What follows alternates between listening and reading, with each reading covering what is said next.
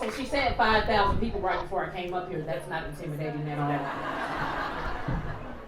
I am not free while any woman is unfree, even if her shackles are very different than my own. Audre Lorde.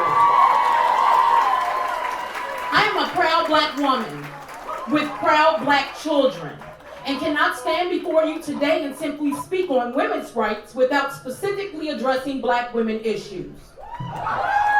My identities don't ever separate. Intersectionality. The black woman helped build this nation, yet continues to be dismissed, invisible, undervalued, and attacked. Even earlier this week, after my speaker bio was posted in the Facebook group for this event, a community member went on full attack. My young black female success and ability to gain a speaker spotlight was unnerving. This community person would deny that my race had any involvement in their choosing to be distasteful and utilize rhetoric that would attempt to diminish me, my credibility, and my legitimacy, as well as other black women on that thread. But conscious folk know otherwise. There were sisters that are here today, one of whom I've had the pleasure on sitting on a panel with before, Francina Turner. Thank you for choosing to speak up for me, for choosing to stand with me and fight for me. There were also other women in that thread that took charge and fought back. Shoma, thank you.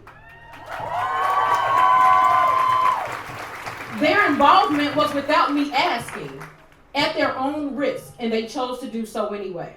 This is a prime example of what we need to be for each other as women.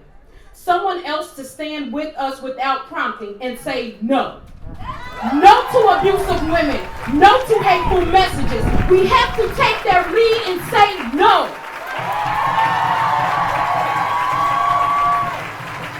Rosa Parks said no. Margaret Sanger said no. Harriet Tubman said no. Sojourner Truth said no. Bell Hooks said no. We must say no. No to the attack on Planned Parenthood. No to jeopardizing our health by taking away access to cancer screenings, contraception, and legal safe abortion practices. Did you know that African American women are 3 times as likely as white women to experience an unintended pregnancy? Did you know that African American women die in pregnancy or childbirth 3 to 4 times the rate of white women? And that this has been true for 50 years? Did you know that together African American women and Latinas account for 80% of reported female HIV/AIDS diagnoses, even though they represent only 25% of the U.S. female population?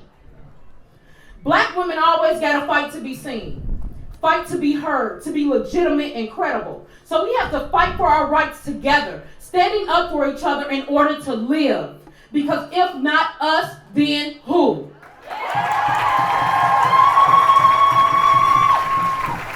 Because my black women are dying from diseases, social ills, and causes: heart disease, obesity, hypertension, HIV/AIDS, diabetes, and physical violence. Say her name. Say her name. It's not just about watching your diet and going to the gym. How does a black woman stay healthy in a community that attempts to denigrate and diminish her at every level?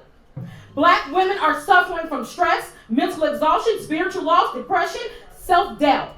How does that black woman get help in a society that has the ideal that African American women are superwomen, are indestructible, expected to move heaven and earth for every problem but her own? It is not that black women have not been and are not strong. It is simply that this is only a part of our story, a dimension. Just as the suffering is another dimension, one that has been mostly unnoticed and unattended to. Bell Hooks. History has shown us that women are strong and powerful, which is why they are threatened by us.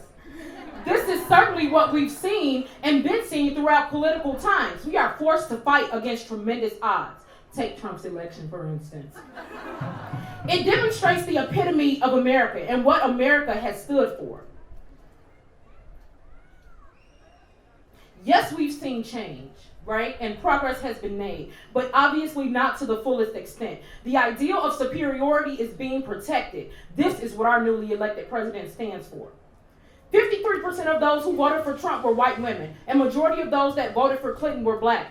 This is not surprising. What is shocking is the blaming and shaming that occurs based on these results. Due to their results, all of this has occurred. We've been so shook that we don't want folks to tell us to have hope. We need to be able to stand together, not turn on each other. Because while we have gained much, we are at such high levels of risk of losing it all because we elected a racist, misogynist into office.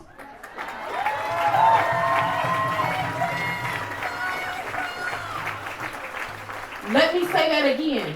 Because we chose to elect a racist, misogynist into office, we decided officially at the highest level of office that black women don't matter.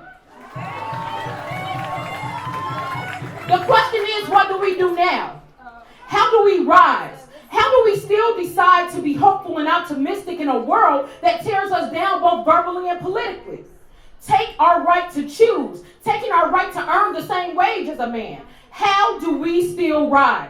We continue to stand, and we continue to fight. We continue to hold and uplift each other, and we continue to push back against the forces of nature that dictate the path of America where we are supposed to have voice. We continue to teach and educate each other on our history. We continue to teach and educate our allies on our history. We continue to teach and educate our children on our history. We continue to show those that stand for racism, those that stand for sexism, those that stand for inequality and injustice that despite all of this, we are resilient women that will still rise.